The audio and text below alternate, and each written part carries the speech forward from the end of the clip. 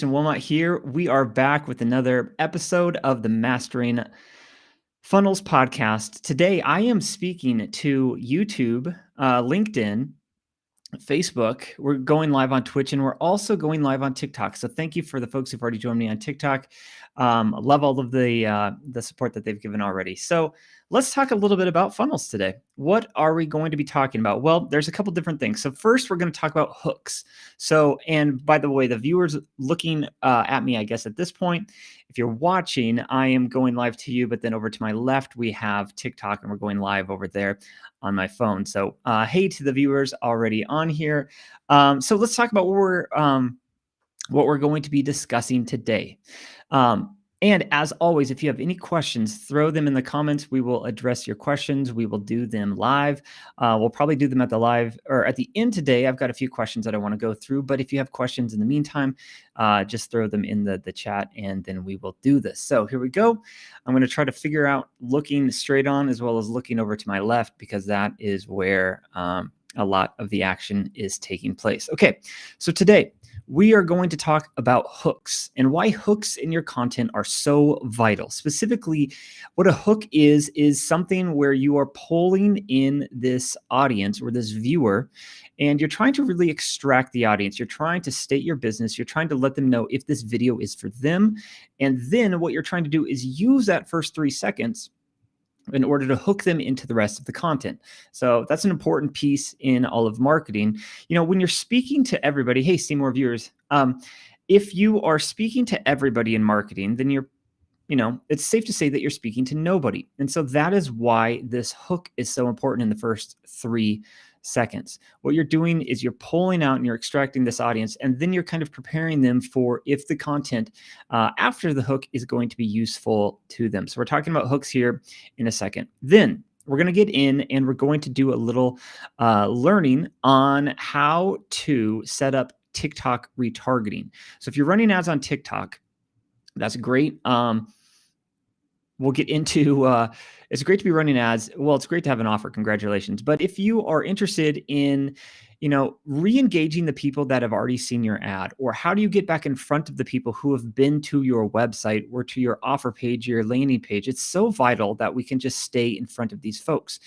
And so what I'm going to show you to the people who are watching is how to go in and actually set this up within the TikTok Ads Manager itself. So if you're interested in learning about how to set up TikTok retargeting audiences, then that is what we'll be doing. And then last, I want to tell a little bit of a story about, last week I got into a story of how, kind of my journey of where we started, or I guess where I got started and where we are now, because now I've got a team that is awesome and I love working with them. They make everything better, but it wasn't always that way. And the story that I'm going to tell you today is how I stumbled upon a client, and we ended up helping that client. And we say we, I mean I, because I was going solo at the time. So we took this client and we grew their revenue by $10 million in 1 year. So I want to get into how I did that and how that sort of established what the framework that I continue to use, and that is the Mastering Funnels framework that I will just go ahead and say, hey, you should definitely check it out. So again, thank you to everybody watching on TikTok. Thank you to everybody watching live on LinkedIn and YouTube and Facebook. We're going live on Twitch as well. And then the podcast is now on Spotify as well. So trying to do a lot of different things here. I'm kind of like overwhelmed by how much is going on, to tell you the truth. So I want to try to stay focused, and I want to try to deliver value today. At the end of today's podcast, what we're going to be talking about are your questions and questions that I think might be relevant to you. So let's go ahead and hop in. Again, if you have a question right now, throw it anywhere, whether you're on Facebook, LinkedIn, YouTube. I will see that comment and then we will address it. Also, if you're on TikTok, drop the comment. I'll try to figure out how to do comments on TikTok because this is the first live that I've done on TikTok, but I'm absolutely loving the engagement already. Thanks for watching, guys. Okay, so here we go. Let's talk about hooks. So what is a hook? Well, if you've watched any TikTok video, you have seen that the first 3 seconds are so vital.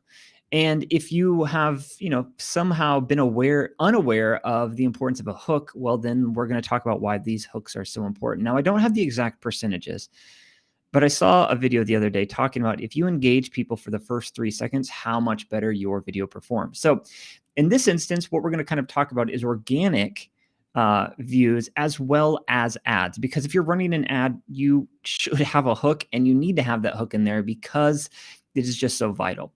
Now, I'll be personal too, and I'll share kind of how and where I struggle with hooks. But ultimately, what it comes down to is understanding your avatar, and or your avatar is, in this case, who you believe to be the person best for your offer. In this case, I would assume that if you have an offer, you know who a good buyer is of that offer. And so when you are beginning to craft this hook and trying to extract this person in, out of their kind of state of just scrolling, you need to capture their attention. I've learned about this strategy from Alex Becker, and Alex Becker is a great marketer on YouTube. And I learned about his method on YouTube and running YouTube ads a few years ago. And what he does in this first 5 seconds is he really states that you are there to state your business and to pull that audience out and kind of let the other folks go. So you are starting an ad. If you're starting a video, what you're trying to do is really tell this viewer what they're about to see and the importance of it. You're laying this foundation, but you need to hook them first. So if you are speaking to business owners and marketers, you should probably just state that right away.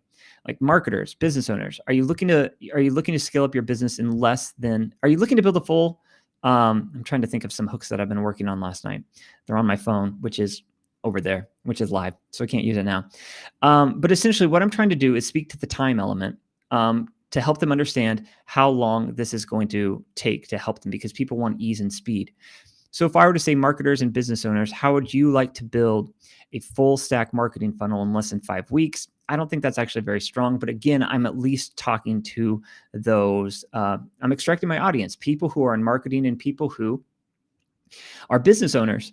Now, specifically where I specialize in helping businesses grow is with paid ads and data and analytics. So I might want to use that in the first few seconds to kind of state my business and help them know that this is for them. If this is a business who is not interested in using paid ads and ROI and tracking and scaling with kind of automation and things that are on autopilot, then I don't want, it's not that I don't want them around, but I don't want to be speaking to those people. Sure, that would be great for top of funnel sort of mindset, where they come back and when they're ready to run ads, they might think like, hey, Jason is a really good guy to go to when it comes to running ads. But what I want to do is I want to speak to the people who are ready to take action now. And that's kind of the biggest piece with your hook, specifically if you are running ads. So this is the same thing on Facebook, or sorry, this is the same thing on YouTube. There's that nice little 5-second skip button on YouTube ads. And that's not a bad thing if people skip your ads, because hopefully the people in them aren't really interested in what you have to present to them, or aren't really interested in what you have to say. So within this first 5 seconds on a YouTube ad, you are trying to, again, pull out the audience and kind of state your business. And one thing that I think helps in this is really knowing what the desired state of this viewer is. So if they're a marketer or a business owner and they're trying to scale their business, you can speak to that, and that's going to pull them in. Now from there, after you've hooked them, then you can go into a different strategy. You can go ahead and try to agitate them, not in a bad way, but just kind of empathize with where their frustrations currently are. Maybe they've been doing a lot of organic outreach. Maybe they've tried paid ads and failed, because we all have done that. Maybe they have tried up a Facebook campaign and then got confused about pixels or retargeting or any of that. You're trying to kind of pull that out. So after you hook them, you can kind of go in there with a minor agitation to just kind of empathize with them and understand where they are and what they're trying to do. And that gives you this credibility to continue and to talk. Now, one thing that I've learned is something that kind of works after a hook is going into that social proof saying, hey, I know exactly where you are, and I've helped this person, this person, and this person, and this person try to achieve what you're trying to do. So if I were to hook somebody, I could then say, hey, I've helped the business go from $14 million to $24 million in just 1 year using this exact method that I'm about to tell you. So all of a sudden they see themselves as this other as this other person, and they think, okay, so-and-so has done this. I'm going to keep listening. I'm going to keep paying attention. Hey guys, more people showing up in the live. So the hook, though, is really the part that matters most. That is where you have to extract your audience. And that's something that I just spent an hour last night working on hooks and hooks and hooks, trying to find something that is relevant to the people, to the marketing teams that need to scale, as well as the business owners who are trying to scale. And it was a really good exercise. So if you are struggling with, if you're struggling with your hooks, I would say first, you might be struggling with who you're speaking to. You have to know who you're speaking to in order for this hook to hook them. Otherwise, you're just going to be kind of rambling with words and not necessarily going after the message that you want to convey to them. All right, I need to just focus on this. I've got too many things going on. This is not a bad thing, but I'm learning how now to kind of look in two different cameras, speak into this microphone, because I know that the majority of people are going to be listening to this on the podcast. So thank you for those folks who are listening, by the way. And, sorry that I'm sort of rambling and going all over the place, but yeah. But the thing is here, this is going a little off track. Entrepreneurs have to put themselves out there. I'm definitely putting myself out there right now, and it's not exactly comfortable to be doing this, but it is worth it. Why? It's because, one, I want to make the change in my life because I've done the 9 to 5. I used to be an elementary school teacher, and I've always wanted to do this entrepreneur journey. And here we are doing this. And everybody wants to hear about the success stories. And hopefully someday I will have a lot of success stories, not only about myself and my team, but also about the students coming through Mastering Funnels. But that doesn't happen. These success stories don't happen without all of the hard work. And sometimes the hard work is being vulnerable and getting on camera and going live and probably not preparing as well as I needed to prepare for this. But I'm willing to do it, and I'm willing to learn. And if something goes poorly, like it did last week with the audio cutting in and out, then hey, that's okay. We will learn from that. But the thing is, you're never going to grow if you don't take that step. You have to step out. You have to do something different. You have to push yourself into some area of discomfort in order for you to grow. And that's exactly what I'm doing today. So we'll see if this works. Hey, thanks, Paxton. I appreciate that. So here we are. All right. That was a little off track, but that's okay. I feel like it's good because I'm speaking to, I think I'm speaking to a lot of people when I say that. We have to put ourselves out there, and we have to continue to just do things that are uncomfortable, and we will grow from it because it's a learning opportunity. So the only way for you to, I shouldn't say this, entrepreneurship is a lot like planting a tree. I think there's a tree. Hey guys, more people joining. I might get this wrong, but I think the saying is this: when is the best time to plant a tree? The answer is today or 30 years ago, right? Meaning we have to start at some point. We have to get started. The best time to start your entrepreneurial journey, the best time to start scaling up your offer, the best time to start putting out more content was 30 years ago. I mean, figure of speech, I guess, mixing metaphors. I don't know. It's yesterday. It was the week before, or it's today. You just have to go out and do it. And so that's what we're doing. And what I want to do is just document this process and document my vulnerability here and just keep pushing into it. So, okay, we are going to switch gears here. So for the folks on TikTok right now, you won't be able to see this, but you will be able to see it if you go over to the YouTube channel. Subscribe if you want. What I'm going to do is I'm going to talk real briefly about retargeting audiences on TikTok. And then I'm going to show you how to set them up. So retargeting audiences on TikTok. So let's say that you've put out some organic content or you've put out some paid ads content. You've run some ads, you've got your hook down, you've got your offer down. And now what you're doing is you're looking to retarget them. Now retargeting, if you're unfamiliar with the term, is taking those people who've already engaged with your content and putting your content back in front of them again. In this case, we're talking specifically about paid ads. Now what paid ads, how it's different than organic is if people are watching your ads on TikTok, then you can retarget those people, those ad viewers. On other platforms, you can engage people who've just encountered your page or have watched your channel. But this is specifically for the people who've already seen or interacted with your ads. Now, the reason why I make this discrepancy here is because, sure, you can run ads at people who've already engaged with your organic content if you like, but the people if you've tailored a specific message in an ad, you can take that ad and put that in front of people who are interested. And if those people are interested, they're probably going to click, they're probably going to visit your landing page, they're going to watch so much of your video. Well, what's better?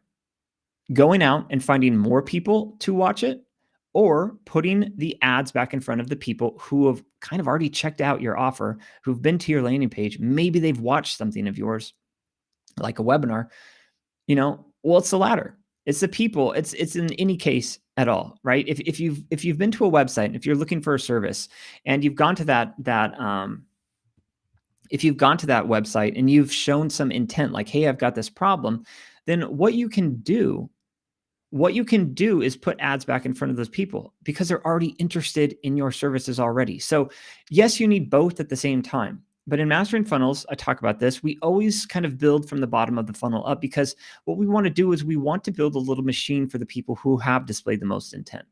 And so what we're going to do when we have that display, or we have that machine built, is that's when we can start the inbound. That's when we can start growing our audience through more inbound paid ads. And the best way that I would do that, again, you have to follow the Mastering Funnels. You don't have to follow the Mastering Funnels framework. I'm about to give you $10 million worth of reasons why you should follow that framework.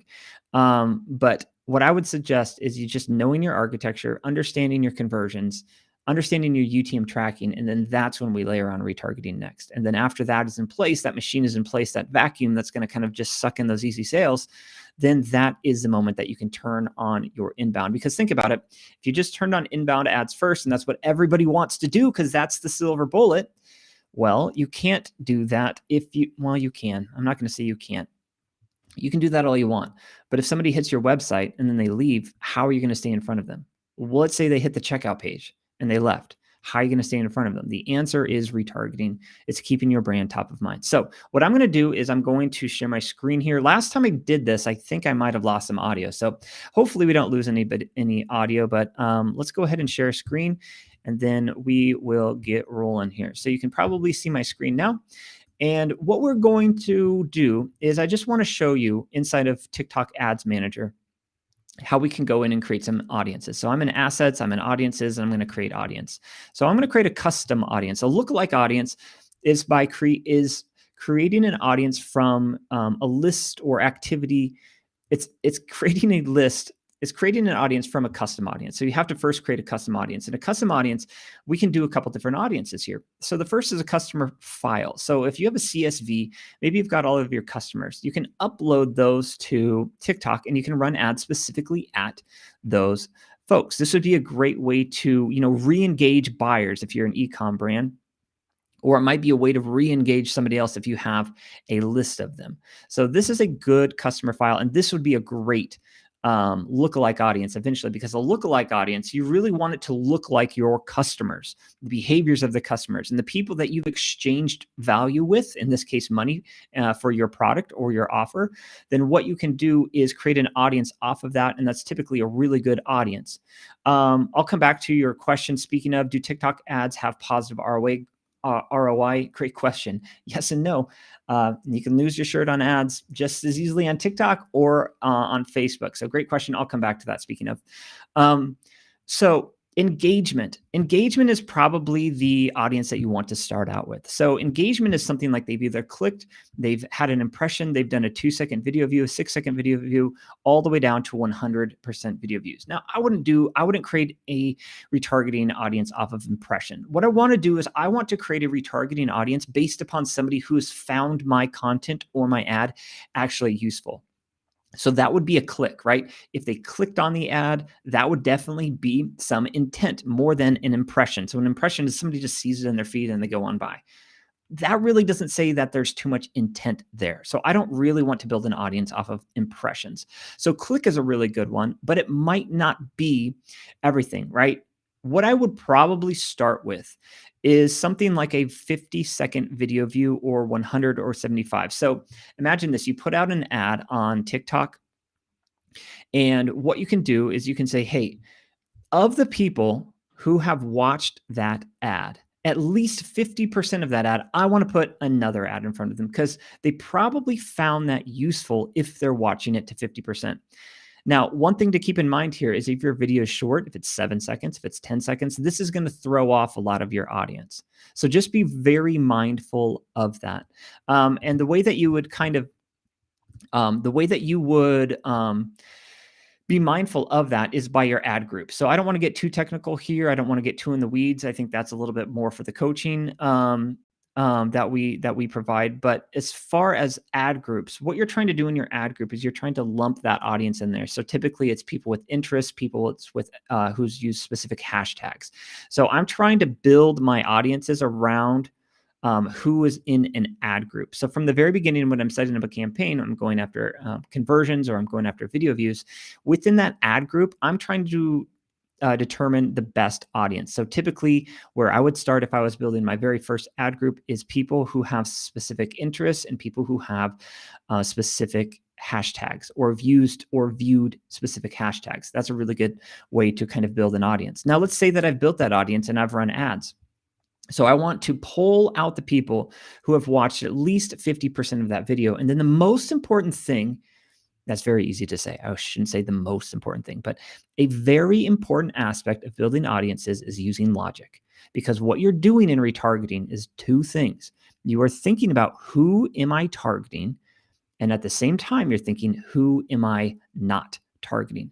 So when I build audiences, I'm just going to write like video views last 14 days, right? So I change this to 14. So that then gives me an ability to go out and create another audience. So if I wanted to build an audience of video views of the last 28 days, well, then what I can do is I can set up a campaign and target the people who have watched my videos in the last 28 days, but exclude the last 14. So that means I'm hitting them on days 15 through 28. I'm using this logic game. So I probably want to spend a little bit more money on the people who've actually watched it within the last 14 days than I do within the people from that 15 to 28 day window. But what I'm doing is I'm giving different budget to different areas. Where this makes the most sense is kind of an in-cart behavior. If you have a e-com funnel, right? The people who've added to cart, added their shipping info, added their credit card info, but didn't buy, those people are way more likely to buy. So those who are the people that I want to target first. I hope that makes sense. In lead gen or in a booked demo, you want to target the people who have scheduled a call but didn't actually connect, didn't actually book that. They went through the date, they went through the time, but they didn't connect that, or they didn't schedule that. And so you could go after the people who almost scheduled the phone call in the last 7 days. And then maybe you want to target the people who almost scheduled the phone call in the last 8 to 14 days. And so you have to be using logic and retargeting. That is the number one rule.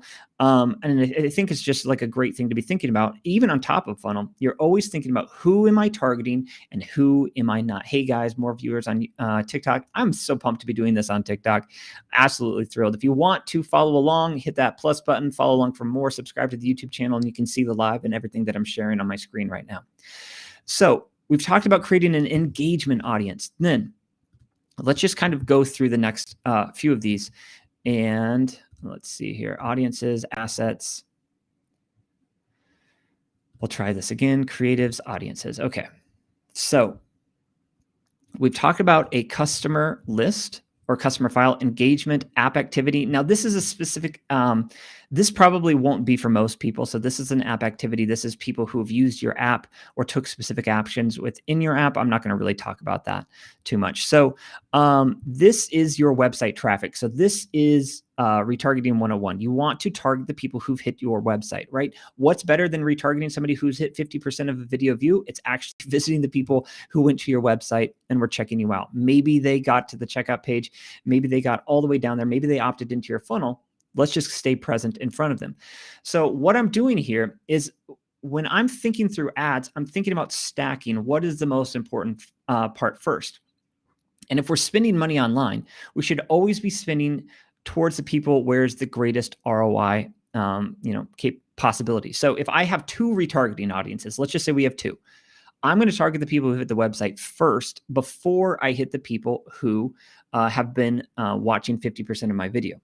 Now, if you're just starting off, I should say now, with that said, if you're just starting off running ads and nobody has been to the website, well, then you probably need to do the 50% video view watch first to drive people into your website. So there's a lot of different pieces here. Now, one thing that I will say, just because I have, I've spent over 7 figures in ad spend. Fortunately, I've been able to use that actually very well for our partners. When we are getting into the land of retargeting, I would stress that there are other platforms out there, specifically Facebook and Instagram, are very, very, very good for setting up retargeting. The main reason why is on when you get into audiences, there's something called an audience size. So imagine these audiences or these audience buckets needing to be filled up to this kind of the top of the bucket before they're activated. On Facebook and Instagram, that audience level needs to be 100 or less, 100 individual people. On TikTok, that's 1,000.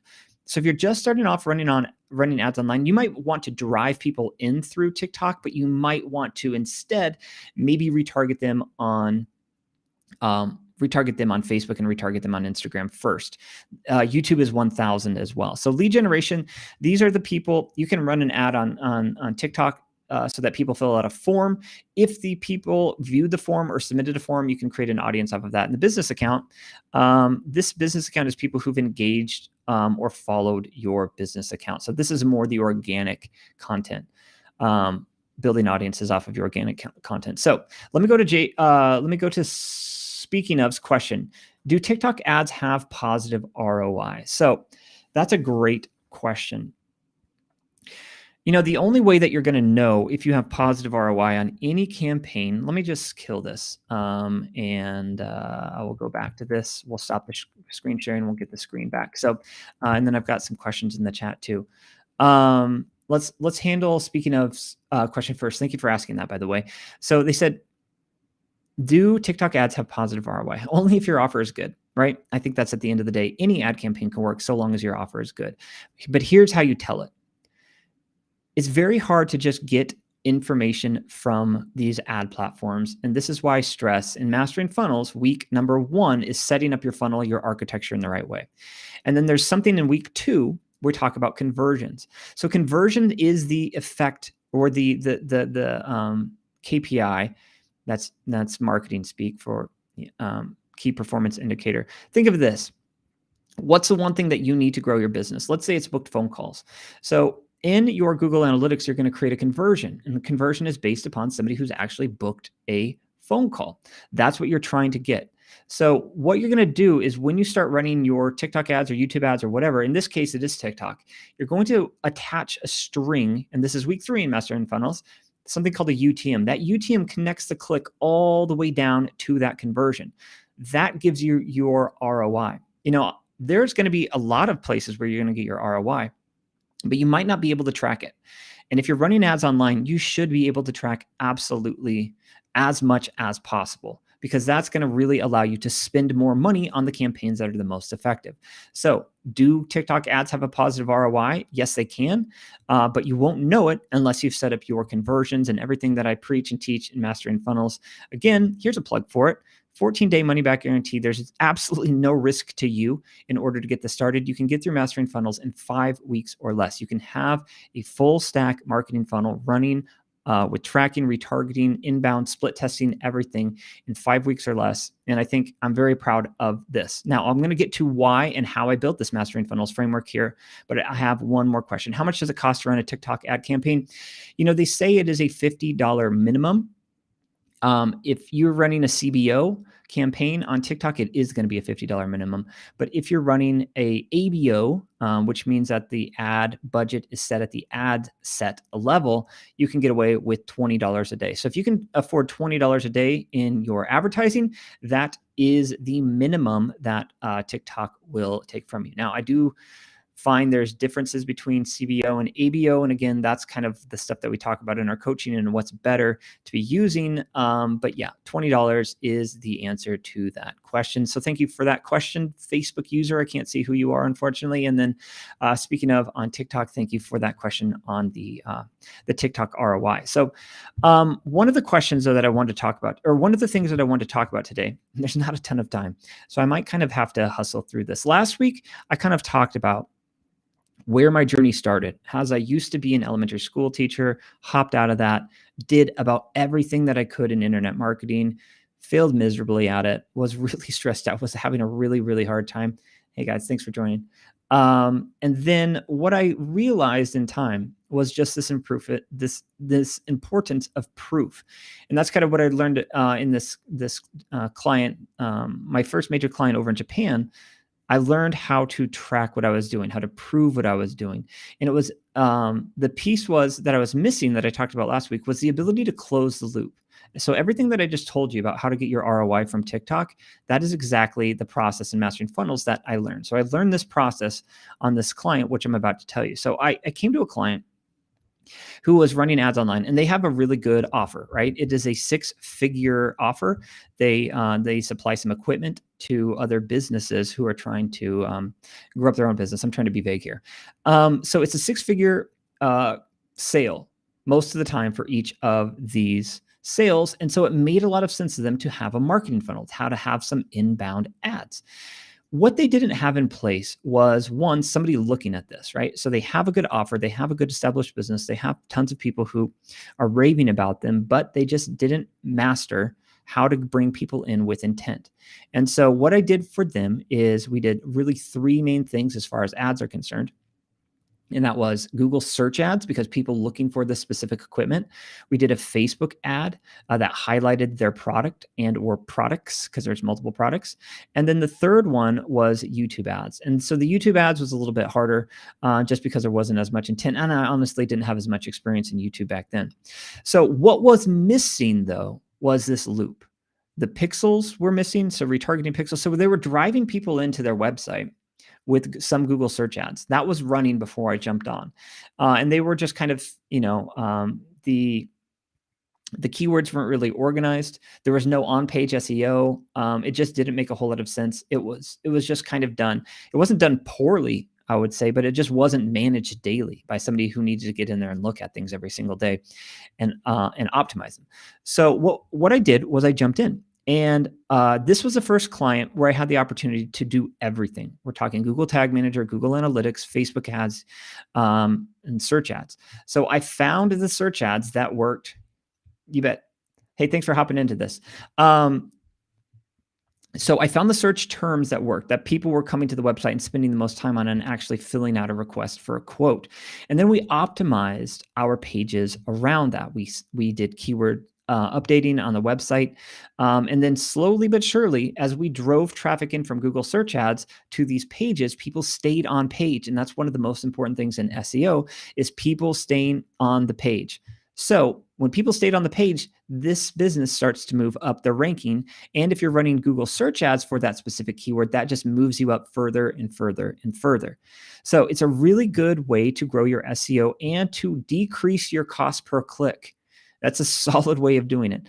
But the other opportunity that I had was setting up Tag Manager and setting up these retargeting pixels. You see, before I had arrived, they were running ads, driving people to their website. But then as soon as those people left, they weren't staying in front of them at all. So think about how much money is being wasted by driving interested people to a website, but as soon as they leave, you're not staying in front of them. And so that is where I sort of cut my teeth on retargeting as well. And I've learned this really good hack for Facebook boosted posts. Then, most of the time people think about Facebook boosted posts and it's an absolute waste of money, which I agree it can be. But there's also these things within all ad platforms that can just be leveraged like nobody's business. And that's exactly what we did. So I took this one ad and I turned it into a post. And then I ran that at the top of the funnel, I ran it at the middle of the funnel, and I ran it at the bottom of the funnel. And I ran it to existing customers. Well, the people who were existing customers showered love onto that post, talked about how great this company was. The people who were about ready to buy or getting interested could see those comments, and then they found that very appealing. And then the people who was the very first contact with this business, well, then that was social proof. So what I learned then was this importance of social proof. And the thing is, we just followed the ROI because we had it all set up. We had it built in analytics. We had the ROI there. We had UTM tracking, so we knew our ROI. So we spend, I don't know what our ad spend was the first month, whether it was 3,000 or 4,000. I don't remember. This was a couple years ago, but we just kept spending more and more and more and more. And by the end of the year, we had taken this business who had revenued $14 million the year before, and we took them to $24 million in just 1 year. Their leads were up 33%. The quality of those leads were greatly improved, and the cost per lead was lower. So cost per lead lower, more leads, and the leads were better.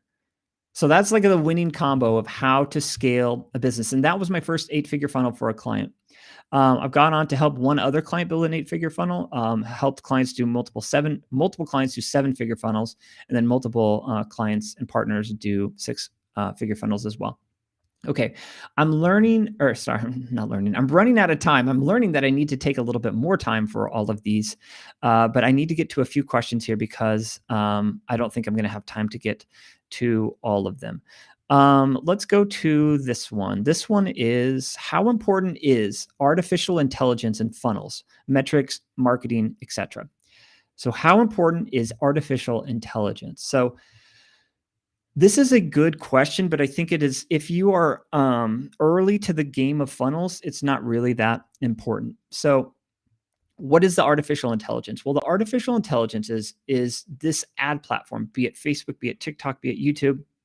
They are better at finding people who are interested in your offer than you are, right? If we all had, 10 marketers and our brain power combined, it is not going to be as effective as these ad platform algorithms. So how do you teach an algorithm what you want? Well, you can't really go out and rely on an algorithm right away, starting off the bat. And this is the importance, plug again, for Mastering Funnels, Module 2. This is all about conversions. So a conversion is, again, the thing that we want people to do when they're on their website. Maybe it's book a phone call, maybe it's schedule a demo, maybe it's buy something, right? What we're doing is we're doing that for 2 reasons. The first reason is so that we know our ROI. The second reason is so that we feed the ad platform that information saying, hey, this click that came from this campaign and this ad group and this ad actually led to this conversion. Go find more people like this. So that's when this machine learning really gets activated.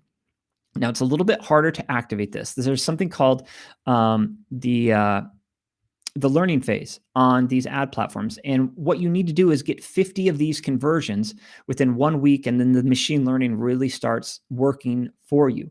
So step 1, you have to have a thank you page or something like it where this conversion takes place. Step 2 is you have to send that custom conversion back to these ad platforms. And step 3, you have to get this moving quickly. So if you don't have a lot of ad budget, I would say artificial intelligence isn't going to help you a whole lot when it comes to leveraging this machine learning or this AI on platforms. Sure, we would love to, but it's just not the spot where we're probably going to be right away. So next, once it is in place, though, it is magical, right? This is where these ad platforms just absolutely shine, whether you like them or not. I've got my issues with some of these ad platforms, right? And just how easily people lose their money, and how it's kind of, it's designed to take your money. If you log into these ad platforms and you're a noob, good luck. Kiss your money goodbye. I mean, if you somehow manage to make an ROI in your first time in ads, good for you. What I would always do is hop into coaching, hop into a course. It doesn't have to be mine. Go to YouTube. I'd suggest mine because I've been there. I've done it. Again, spent millions of dollars in ad spend, help businesses at this point revenue over $50 million. So I know that my method works. No, you don't have to use my method, but follow somebody who knows what they're doing. When I first got out, I bought courses. I went to seminars because I needed to learn how to do this. One, because I have a high moral conviction that these people are giving me their ad spend for me to make good use of it. But two, I also just wanted to see success. I don't want to be some really high moral, upstanding fella who just tanks their ad spend. I actually want to get results with it too. So circling back, yes, artificial intelligence is very important, but it's probably not going to benefit you early on. But if you want to start training the ad platforms, you have to use conversions. And again, Mastering Funnels week 2 covers exactly how to do that. But you need to follow a method. And that's why I talk about an architecture in week 1 and how to set up those endpoints for your funnel. Because essentially all you're trying to do is just create this click, create this endpoint, and create a feedback mechanism that's just going to really, really ramp up your production for your leads. Now, I probably only have time for one more question. Let's see. What do you usually use as lead magnets in your funnel? So this is a really interesting question. So personally, we don't do a whole lot of lead magnets. I've run ebooks before. We have ebooks. The 2 lead magnets that we use, I would say, is a free training, because I think that that's the most valuable. I think giving somebody a free training, and ours is about 70 minutes long. I think that's absolutely the best sort of way to, one, benefit the viewer or benefit the potential customer, because they're learning. But then at the same time, what they're doing is they're deciding if I am right for them. There's something to be said for leads, and there's something to be said for, like, you've heard of lead gen and demand gen, right? Leads are great, but all leads aren't ready to buy at the moment. Maybe they never will be. So we want to extract the people that are ready to buy or ready to take action. And I do think like a video sales letter or a value video or a webinar in this case is a really good way to do that. But I've also done ebooks. And then I've also have a $27 mini workshop, which is about, I think it's like 2 hours. I think it's 90 minutes, that walks somebody through how to do kind of set up their analytics and then set up the retargeting. And so what that does for $27 is I have taught this person an invaluable skill set for them to grow their business. And so I think what it comes down to is what is the best lead magnet is, like, where can you provide the most value for your customer? Where can you just shower, or just, I've used shower a couple of times. I'm not going to use shower anymore. Where can you just provide as much value as possible for these people to help them, get to that next point, and then establish you as an authority, and then ultimately, give yourself trust. So, all right, we've got another question in the chat. How much do sales funnels cost? That's a good question. I don't know what specifically what you mean by that. So a sales funnel is typically just this logical sequence of what somebody wants to do when they're online. So a logical sequence meaning they see an ad, or you reach out to them organically. They come to a landing page or your website where you present them with a call to action. The call to action is, book a phone call, download now, shop now, buy a course, something like that. And then after they buy, then you have a thank you page. So that's kind of what a sales funnel is. Now, you could build it yourself. You could use the Mastering Funnels. You could do it yourself.